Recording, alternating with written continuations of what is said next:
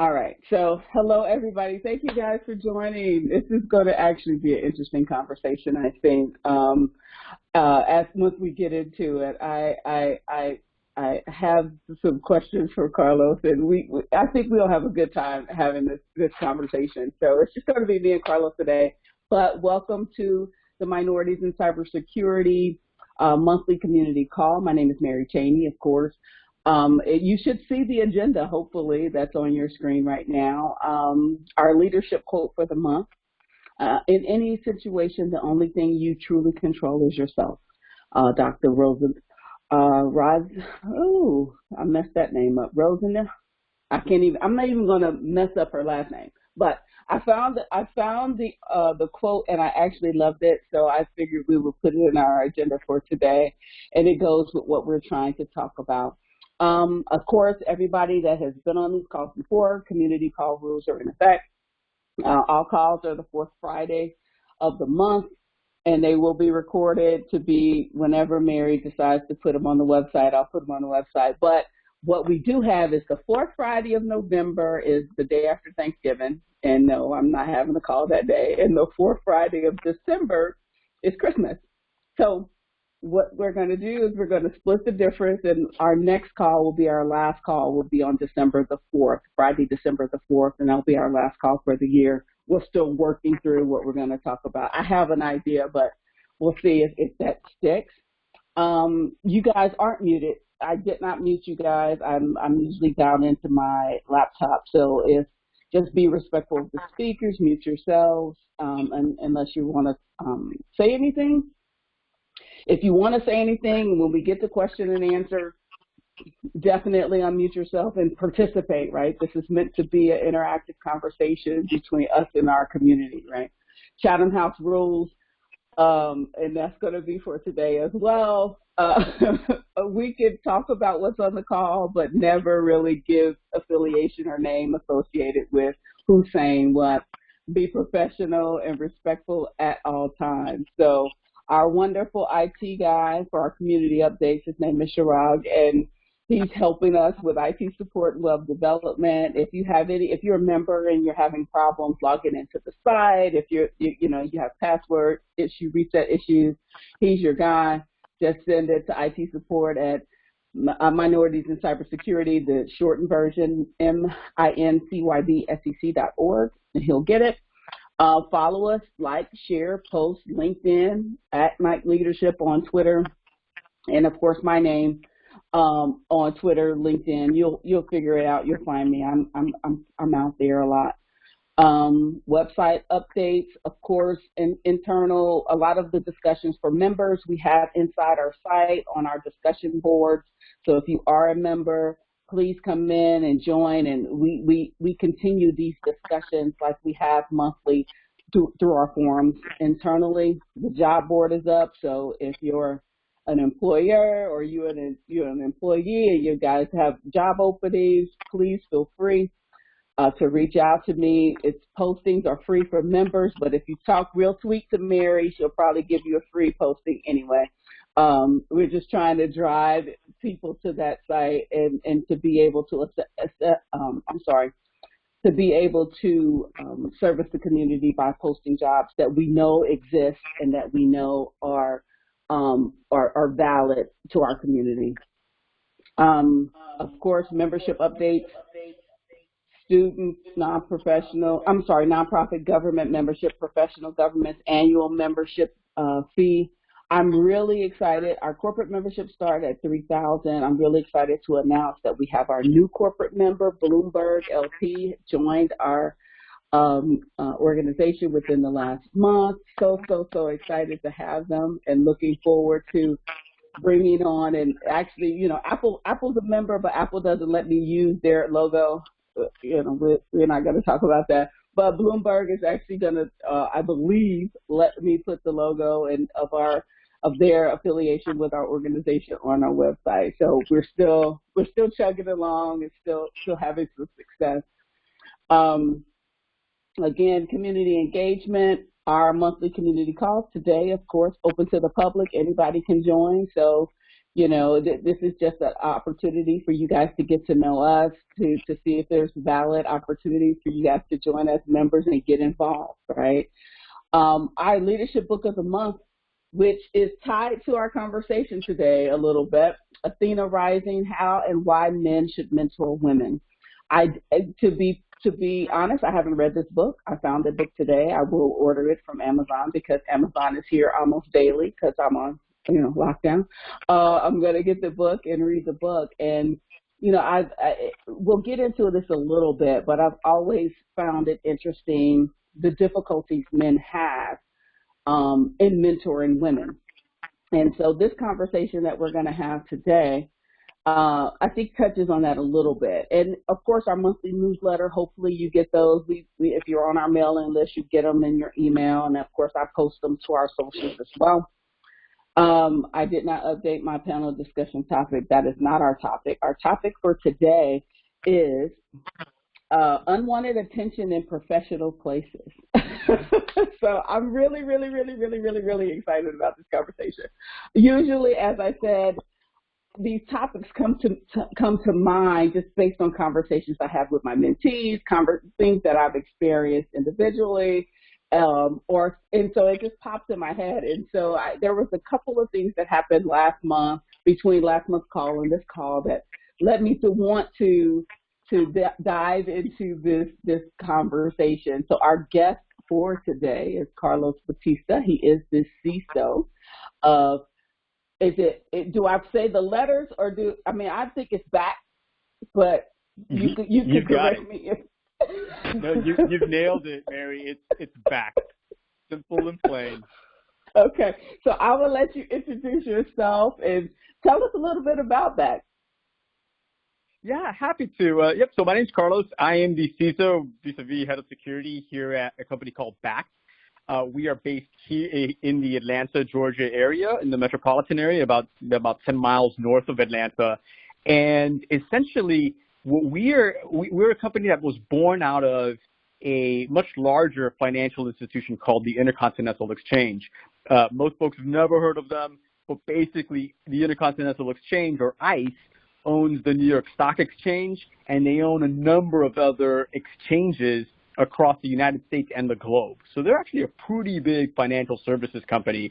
And BACT was born out of that, essentially with the thesis of creating a market or an ecosystem for transacting on what we call digital assets.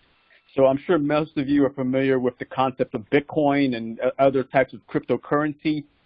We started our business as being kind of in that space by creating the very first physical futures market for Bitcoin, both for daily futures contracts and monthly futures contracts. But we've gone beyond that, and we're now on the precipice of releasing an app that is going to allow its users to transact and trade not just on Bitcoin, but also in eventually almost any other digital asset that we can think of. And let me give you some examples. Like, for example, think of all the rewards and loyalty points that many of you have amassed at a variety of different retail stores or merchants. So whether it's Chick-fil-A or Best Buy or Marriott Rewards or your Delta Sky Miles, or maybe it's those, Chase rewards points that you have with like JP Morgan Chase, if that's who you happen to bank with. We're going to bring that into our app as well. And then finally and eventually bring in things like in-gaming assets. So if any of you are big gamers and like to play on Fortnite and you got like 5 million Fortnite bucks, or you play a bunch of World of Warcraft and you have like 1 million gold, we're going to allow you to bring that into one app in one place and then transact with anybody else who has the app. So Mary, if I owe you $100, but I don't have $100 in my checking account, or I just don't want to go there, I can take some crypto that I own, or maybe even 500 Delta Sky Miles, because maybe Delta says that 500 Delta Sky Miles equals $100, and actually use our app to turn that into $100 that you can have in any way you want. It might be cash. You might want it in Chick-fil-A rewards points or Best Buy points or whatever. And so the beauty of it is to be able to sort of transact with one another via a variety of assets that most of us never really thought of as being truly monetizable outside of the merchant or the sponsor that you use. And so we're working hard at building that now, Mary, and I would say, very, very close to releasing the first version of our app. I wish I could say the exact date, but it's very soon, and we're very excited. That's amazing. And of course, you're going to launch before Christmas. You're going to launch around November 23rd. But I'm an entrepreneur. I know how this works, right? And you're going to launch. My lips are sealed. I can guess.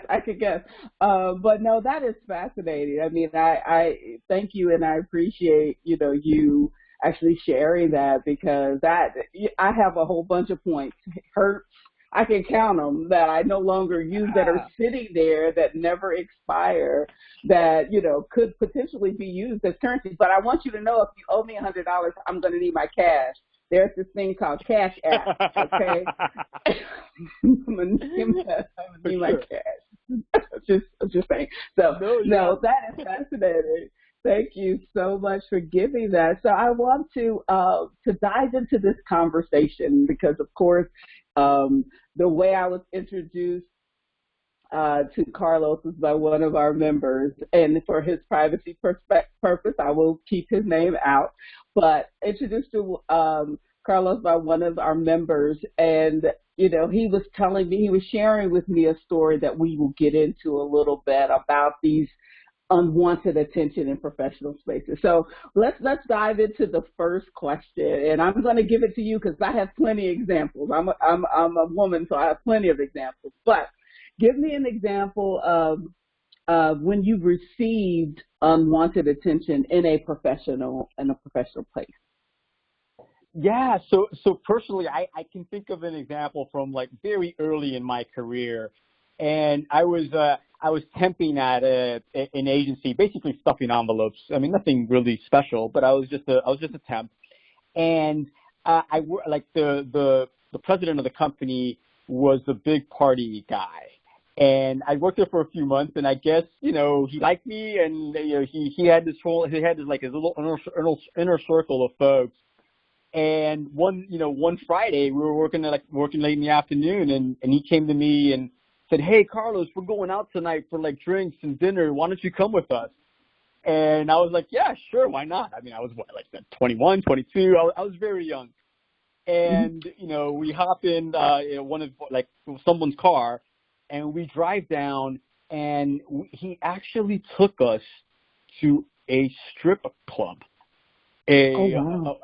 At the time, a very popular, well-known strip club. They made a lot of headlines here in the Atlanta area for laundering, like RICO, criminal conspiracies. That basically was like a front for like the mafia down here. Anyway, so we go to this club, and I was very taken aback. I was like, "Well, what are we doing here?" And we walked in there, and this guy was well known. I'll put it that way. They walked in, they were like, "Would you like your usual VIP room, Mr. So-and-so?" And so we go back there, and I was really uncomfortable. Just being a temp, I didn't know anybody here, and I actually left. I felt totally out of place in that setting. And the next day, as you can imagine, I was probably never really invited out to another one of these things. But I kind of felt from that moment on, I was like sort of shunned and kind of like left outside for not engaging and participating in something that I thought was kind of weird for somebody who got to know this company and just got to see what was going on. And it's one of those things that kind of stuck with me a little bit, because being a Latino, in corporate America here, I've never really felt sort of like part of the good old boys club, ever. And so I've always been very cognizant of these types of social interactions and how they might impact that. And now I'm much older, frankly, and I'm a lot more comfortable in my own skin, and I don't feel like I need to be part of that social circle or that business circle. And I feel like I can influence and be effective without having to be sort of like everybody's buddy and pal. But it was certainly something that stayed with me for a while. That, man, what's it gonna take for I've either gotta do weird things, like go hang out with these dudes at this weird club, or I'm not going to be one of the boys. And that was something that I definitely, it definitely stuck with me for a while. Does that make sense, Mary, as like an example? Yeah, no, absolutely. And that's why I wanted a guy on the call, because either we can get here and we can talk about the woman's side of things, but there is a story there from the male aspect of things that I don't think we as women actually, okay, so nobody's inviting us to the strip club, so at least they shouldn't, to this. But in any event, it's having insight into exactly what goes on is that's breaking down barriers, right? And that's what Mike is all about. We're trying to have these conversations from both sides. So my stories are plentiful, but I want you to know I did some recognizance for this call specifically. So what's been happening as of late is that people have been using LinkedIn like it's a dating site. And Right. I'm single, and I've been single for years, but they don't know that from my professional profile. And so I've online dated. I have, partaked in some of these online dating forums. So I know the conversation. I know how the conversation goes.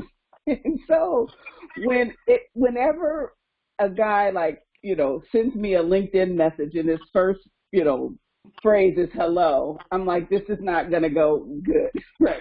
But no, I'm serious. It's just a hello. And it's like, this is really not going to go well. And so it was a 1 week where I engaged two different guys. So the one guy, he asked me a question that every guy on an online dating site asked. And he said, well, how long have you been on this site? And I said, on LinkedIn? I said, it's you do know this is a professional site, right? And then, of course, he disappeared. So the next guy that came, I was like, you know what? Let me have a conversation, right? So I picked up the phone. He gave me his number, and I picked up the phone and I asked him. I said, do you often troll LinkedIn for dates?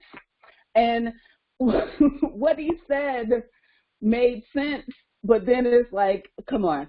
So what he said was, at least I know if I'm, shopping on LinkedIn, that I can see her profile. I can see that she's professional.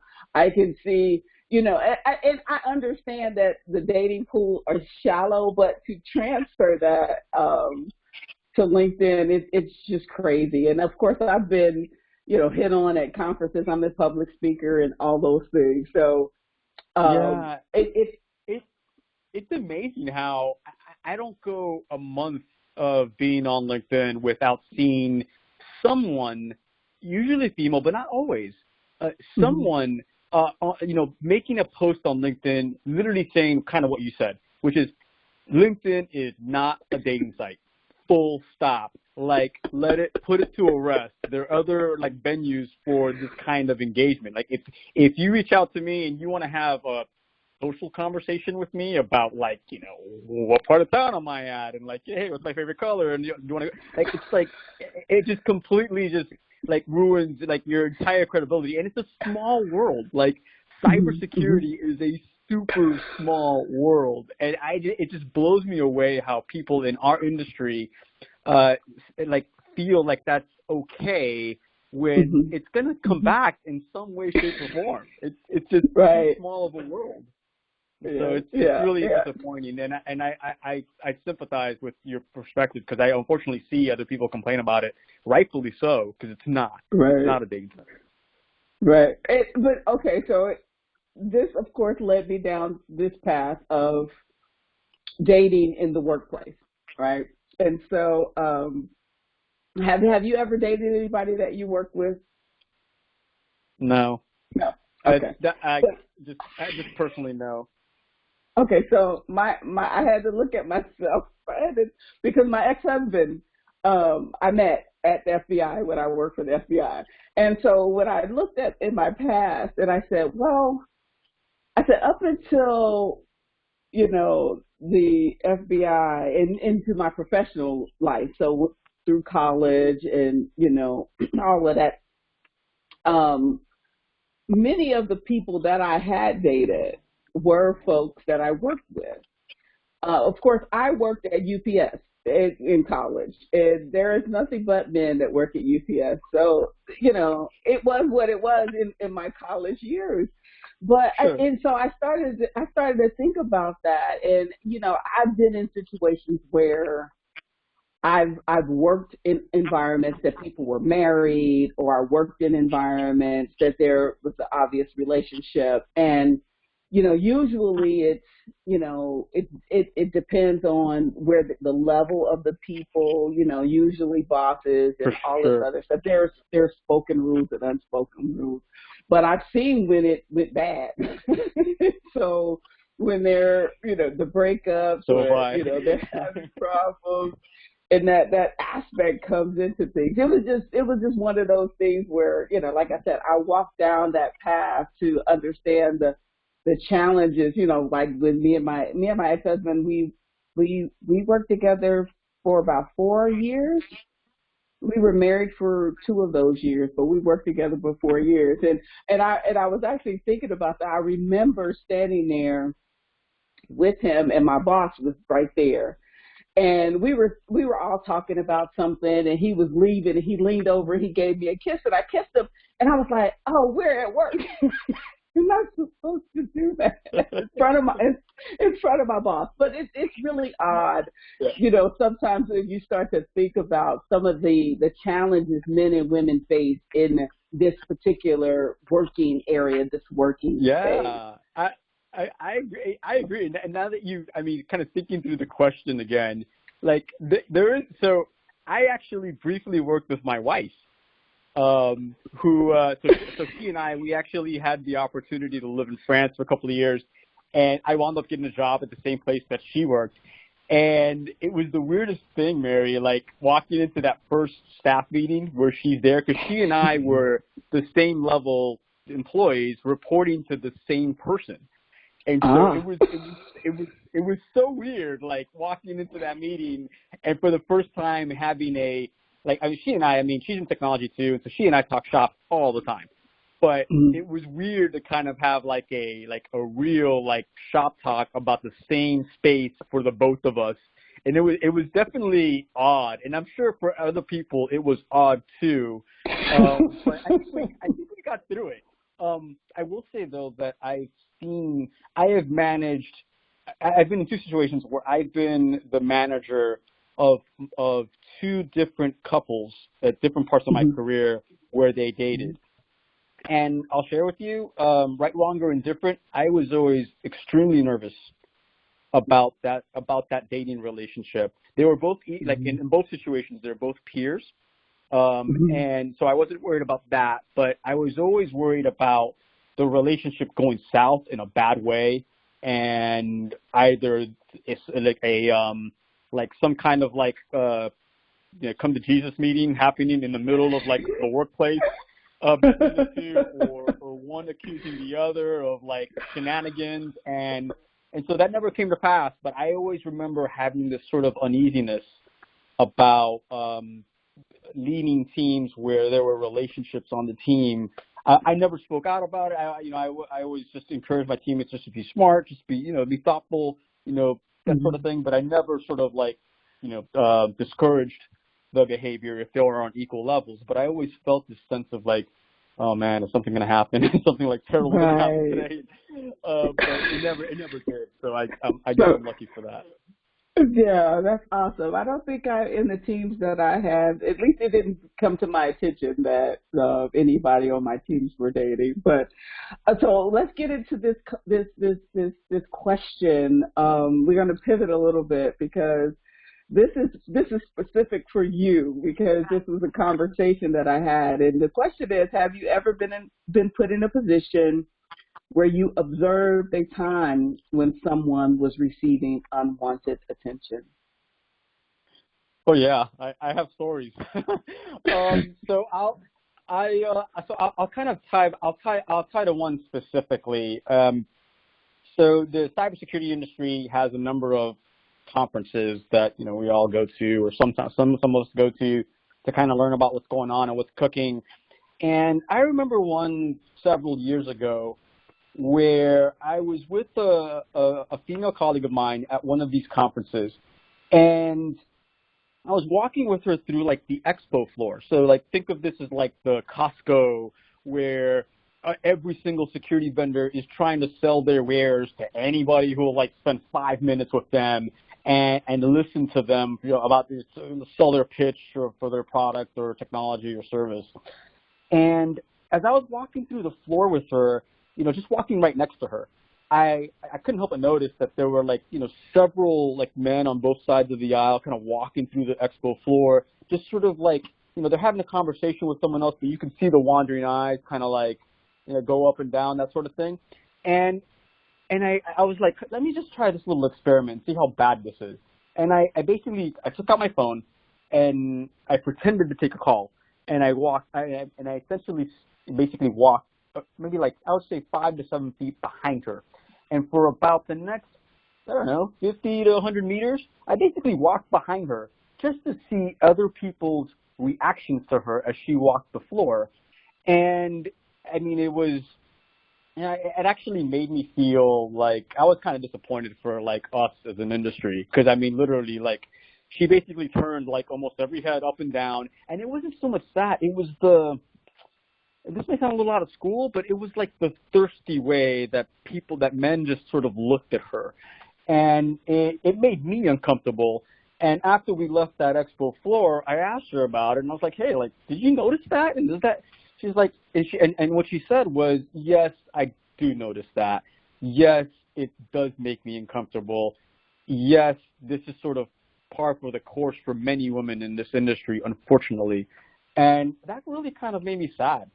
It was like, I felt like, man, we've got a lot of work to do as an industry, as maybe as a society, to sort of address some of that.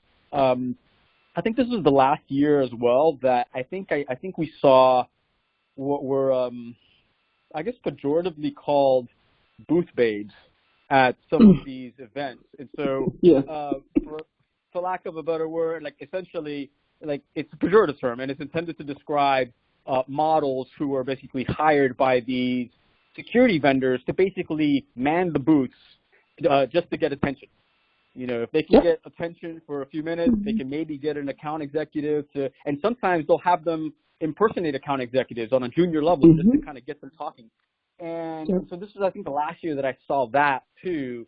And I remember speaking to another colleague about that, also female, and I asked her, hey, like, what are your thoughts on that? She was like, yeah, it's trash. Like this industry needs to stop that. And I think to their credit, to the security industry's credit, I have not seen or heard of that since that year. And this was probably like 5 or 6 years ago.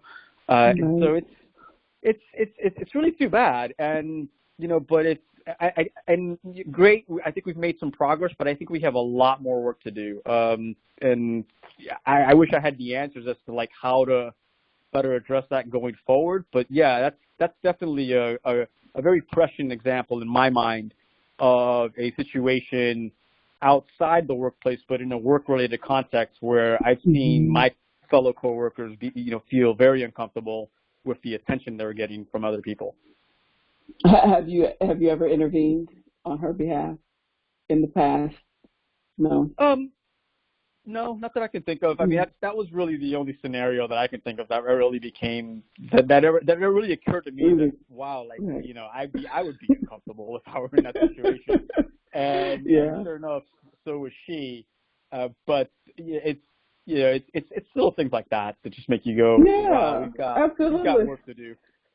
Well, we have a lot to do for diversity in IT, information security space to begin with, right? So, you have still, it depends on what statistic you're looking at, but it's still from, early on, even up and through the executive level, women hover around 20-30% of the industry. So we're still very much outnumbered in that regard. And as I've spoken to many of my mentees about the challenges that they face, especially when they are on a team, I think I don't remember which I want to say what are those Silicon Valley companies? It was like 1 out of every 10. It was like 10%, and so it's Like a like unicorn? no, that one. It was one woman to every 10 men. Oh, So yeah, that's right. All right. so If it was that. only 10%, right? Yeah, it's that, and so it becomes women have a difficult time navigating those spaces, especially those that I was a jock, right? So I'm used to guys, right? And so I usually give it back to them, and they usually leave me. They appreciate it, but there are not a lot of women that actually have that experience or are put in situations where they feel uncomfortable. And so I would, you're a leader. As a leader, you know, do you feel, because I've heard men complain, or I hear men talk about the difficulties they have, especially guys, good guys that are really trying to help, explain difficulty in trying to mentor women. Do you mentor women, or do you have,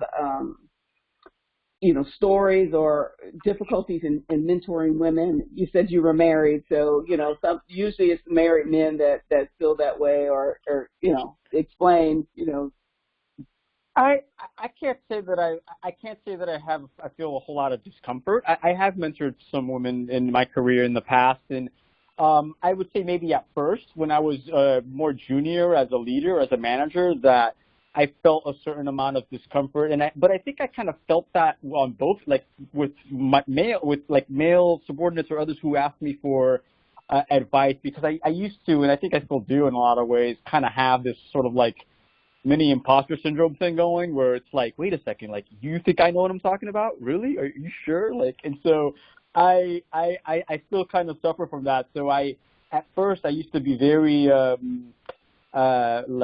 insecure in my ability to provide good advice and good like mentoring for individuals who sought leadership or help or growth in certain areas.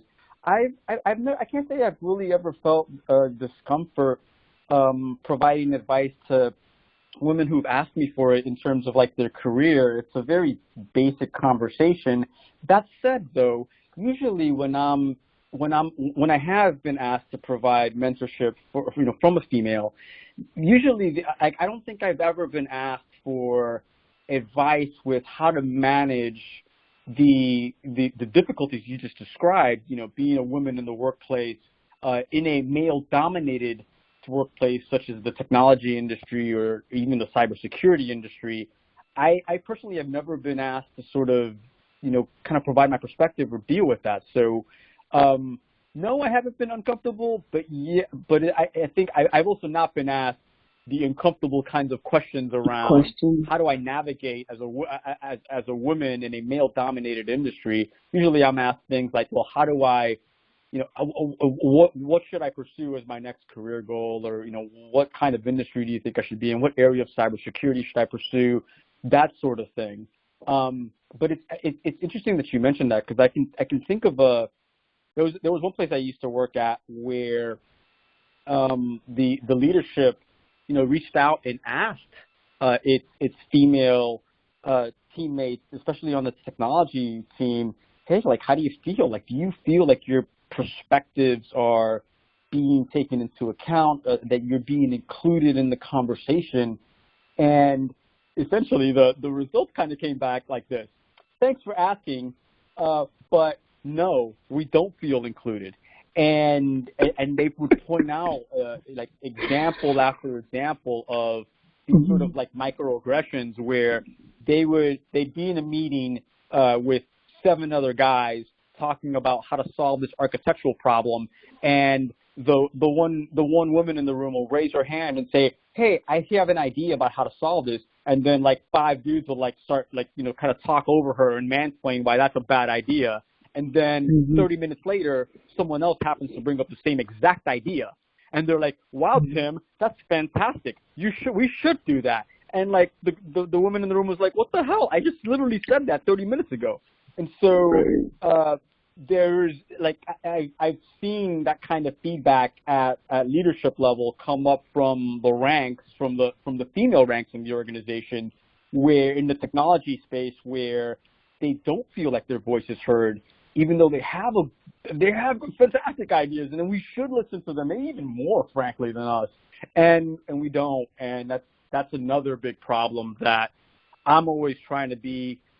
I try to be cognizant of that, and so I hope and I try to encourage others to also be the same, because in the technology industry, you're right, it's like a 1-to-10 ratio in certain places, and and usually when you do find like females in the technology industry, in the technology organization, unfortunately they tend to be in very specific roles.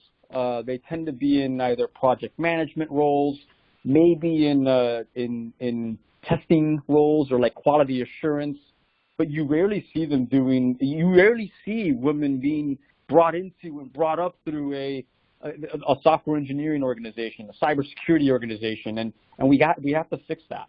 And I am all ears on ideas to try, like, that I can use personally, right, to try to promote that within my workspace, because it's also an issue where I work.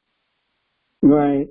And so, okay, so I got stuck on this when I'm going to put you out there, and I'm going to divert a little bit. You said that you've never been asked, what advice about how a woman should deal with some of the challenges that she experienced in this male-dominated field. Give us, because we're a mixed audience here, give us a couple of pointers that you would let, our female audience members understand. 2 things that you could say, hey, these are a couple of things that you can do to try to manage those relationships. Yeah, that's a really great question. If I had to say a couple of things, I would say these 2 things. One is, don't be afraid to assert yourself a little bit, and try to make your point as clearly and effectively as possible. The second thing that I'll say is, essentially, what I would say is essentially try to use as much as possible, the facts, and just lay them out very calmly and just very effectively. And I think you'll find, or at least I've found, that whether you're a male or a female in a technology environment, if you can lay down the facts very thoughtfully and dispassionately, you tend to get a lot further than just sort of anecdotally having an opinion. And I've seen that for me personally. Like, I'll come in and say, hey, I think we should do this. And it's like, well, what do you have to back that up? And it's like, oh, crap, I got to go back to the drawing board. But if I come in and say, hey, look, here's the A, B, and C data sets that illustrate why this risk is over X and why we are not controlling or managing that risk well. Now we need to invest Y to bring our tolerance under this A, B, and C. Then it's like, oh, now you're talking in dollars and percentages. Right. Now that's factual. I get it, Carlos. Let's go ahead and align with your perspective, and let's invest in this thing that you just said that we need to invest. And so those are probably 2 things that jump out at me. Again, I don't pretend to be a subject matter expert. I'm just trying to learn, like so many of us. And so I am also open to, Mary, I almost want to ask you the same question. Like, what advice have you given female cybersecurity or technology professionals that, in terms of how to navigate this, frankly, male-dominated workspace? Thank you for asking me and turning my question back on me, Carlos. No, no. I mean, I mentor women. No, thank you. I mentor women and men, and I think diverse leaders have a capacity to understand how to advise, just because there are a certain amount of challenges that we actually have in the space. So whether it be men or women, I try to give the other side and try to say, okay, so this is it a misunderstanding? Is it really this? Because the last thing a woman wants to do or wants to believe, and the last thing an African American woman, Black woman wants to believe, is it's about sex and it's about race. But sometimes that's really just the answer. And so, when you get to that's really just the answer, then there are certain action items that you take, to either address it or move yourself out of that situation. But if it's that subtle thing, I mean, again, I've always been, I still have more male friends than I have female friends to this day. And so I have this indoctrination with the male psyche, right? It's like, I know how to give it back to them in a way that, it doesn't cross a line, and they actually understand. And then the tech, it's interesting with tech guys and, what I would say tech geeks, when you actually speak in their language, when you actually start talking geek to them, they actually, again, because unfortunately, a lot of times women are perceived not to be as technical as men are when they get in these spaces. And it's not that they aren't, because the roles that they're put in, like you said, project management, quality assurance, these are not highly technical roles. So men discount a woman's technical ability right off the bat. It's not that she can't do it. It's just the organizational structure has put her in these roles. So organizations need to understand those titles actually can hinder a woman's career path, especially just because of a guy, she's not technical enough. I've been accused of being too technical and not technical enough in like a week's span. So again, it was really weird. And it's like, okay, but I'm an executive, right? And as you pointed out, when you start speaking as an executive and you start talking about risk and dollars and cents, that's one thing. But, coming up in this space, from a junior level up, you feel the need to try to exert yourself, but then, you get discounted, so you get discouraged. And I've talked to many of women who've just gotten discouraged and want to leave the field. Not that they can't do it, it's because they don't feel supported. And so I talk to them about getting male sponsors, folks that, if you're a person in this meeting of 10 guys and one woman, or 9 guys and one woman, and a woman says something, and then she's talked over as an advocate for a woman, a guy could say, he can bring up, that was the same thing that Mary brought up 30 minutes ago. I'm glad you guys agree. Just to bring it back to the thought that you recognize and you understand, she just said the same thing. So you have to call out your own, peers, your own sex, to say, no, that's what she just said. And a lot of guys don't really exude that courage to actually call each other out that way.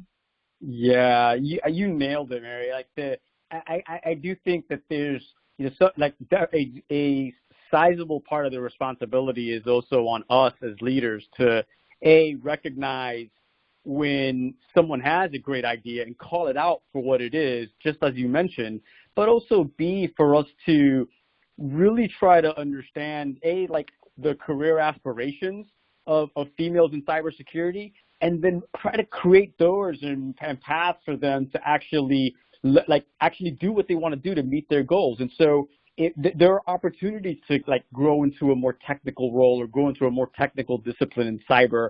It's hard to kind of make that happen, but we have to do it as leaders. And so looking for opportunities to, find, someone who has been very successful in, say, a IT governance role or a risk and compliance role, who wants to pursue, who wants to be either taken more seriously or wants to pursue a more technical discipline, finding opportunities to begin to sort of foster those skills and help them develop those skills so that they do have the rapport across the rest of the organization in the way that they need to be influential at the level that they're looking for. And so that's something that I definitely take seriously, and I hope that all leaders try to, because it's very difficult for, once you get bottlenecked, or that's not the right word, but once you get sort of typecast, thank you.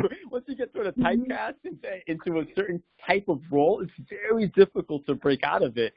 And I wish we did a better job as leaders to provide more opportunities for people to cross-train in other roles, maybe spend, the next month with the the security pen testing organization or the incident response team, and we take you out of that governance role or that QA role or what have you. And yeah, you're going to learn some of the stuff if in fact that's what you want to do. But you're like finding opportunities to create cross training capabilities and training opportunities for females and others who are interested in sort of like broadening their skill set. And two, and I'm going to get the questions in 1 second. I just want to make this point. And two, supporting those that have the acumen. Because I have a 13-year-old daughter that gets straight A's. And she's in the 8th grade and taking algebra. She says she wants to be a coder, right? And it's my job through this organization to allow her to be that without being typecast or not accepting something less of what she wants, because some male in a certain position doesn't think she has the capability. I know she has the capability. She's my daughter, for God's sake. But again, it's breaking down those barriers to understand sometimes you have the best and brightest in your organization. They just need a breath of life to be given to them so they can actually breathe and feel comfortable and shine. So, okay. We can continue this conversation, I think, for like another hour or so, but we have 8 minutes, and I want to give the introverts an opportunity to, and I do this, Carlos, but they're a quiet group, so we'll see. Do we have any questions out there? I was told to wait like 17 seconds or something. Yes. Hi, Mary, Carlo, everyone. This is Ruba Abraham. Hello. Hi, I'm a senior database security engineer. I worked as a software engineer. I worked as a database administrator. I worked as a database security technical person, and I gotta tell you, it is challenging. Not technically, but communication and all that stuff. So the question that I have in mind, and it's more of a question / observation / whatever you want to call it. So there are certain situations where it's in that gray area. You might not hear about it because people cannot talk about it. You cannot take it to HR. Yes, there are certain rules that are supposed to help you, but one, they say HR is to help the company. And then there are certain situations that have not materialized to become a case where you would want to go and take it to HR. But then there is retaliation when you stand up for yourself. So how do you now navigate situations like that? You stood up for yourself. You talked to the person and you told them, well, this is not making me feel comfortable. And then it turns into retaliation. Now, you cannot talk about it because, yes, there are rules in place, and even you have a solid case, many times people would rather leave than deal with that stuff. So what do you have to say, or what's your advice? So, I mean, your mileage may vary with what I'm going to say, Rubia, and I appreciate your comment and your feedback, and it's unfortunate that that situation, exactly as you describe it, is happening all over America, and it's really too bad. You know, what I would say is, at the same time, like if you, like, either today or at some point in your career, feel like you're in a work culture and an environment that you feel like you can't be open with that kind of conversation with your leadership, at the risk of potential retaliation and at the risk of doing nothing, essentially continuing to be exposed to this issue. I mean, one of the best things about being in cybersecurity is that there is almost negative unemployment right now, despite COVID-19. And I know that it's not necessarily, it's not like there's like jobs everywhere at the same time, but the cybersecurity industry is very attractive from a hiring and recruiting standpoint. You know, one of the best pieces of advice I ever got in my life was from a lady who I used to also temp for back when I was much younger, who actually spoke as the valedictorian at my graduation. And what she said to everybody was this. She said, if your boss is a fool, move on. If your boss is a fool, move on. And I like that. that really struck with me in a real visceral way.